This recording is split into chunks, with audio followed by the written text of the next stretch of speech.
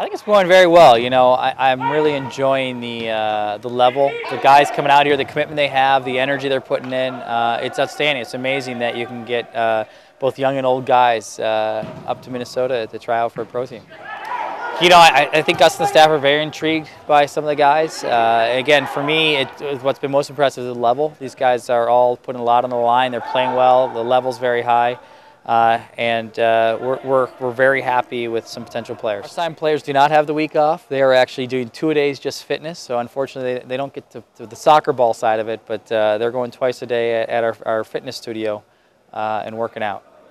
I think a couple things. I think from a staff standpoint, it's a big deal for us to catalog a lot of players, not just guys that we might not sign this year, but guys in the future who we think are young and have potential. We're looking, at 5 to 7 guys potentially that to invite to preseason, and maybe 1 to 3 guys that we think if we've seen enough, we might offer them a contract. So it's an exciting time. We're looking at a lot about this for the combine. Yeah, I think it's exciting.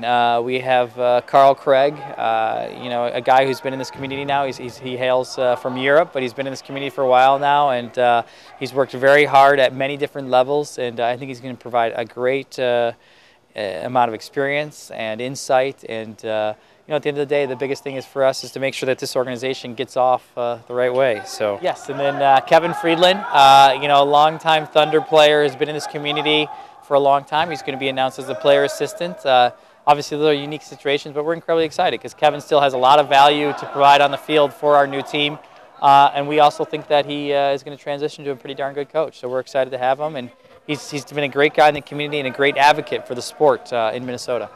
So he will be playing on the field? He will be playing on the field as well.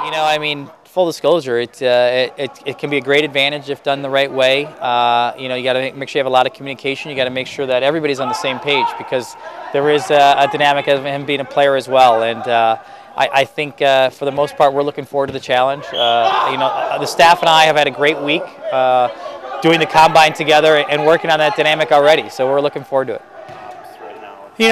I'm trying to take the same mentality as I think the guys will have to take, our coaching staff, and to be perfectly honest, our front office staff, which is just roll up our sleeves and go at it. At the end of the day, we have a goal here to try to build the most competitive team possible within the parameters we're given. I'm incredibly excited. I think this is a great facility. It's got a lot of great ways to help build the infrastructure of the team and be competitive. And for me, I look at it the same way. I'm going to try to surround myself with the best possible people I can and try to work to make sure this team's competitive for now and for the future.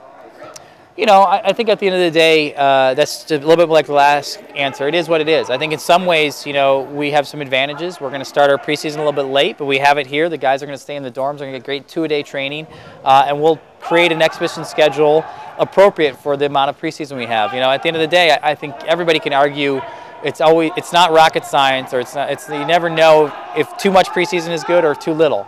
And we're going to try to find the right balance considering the parameters we have. And like I said, I think we're going to have a very good preseason. The guys are excited about it.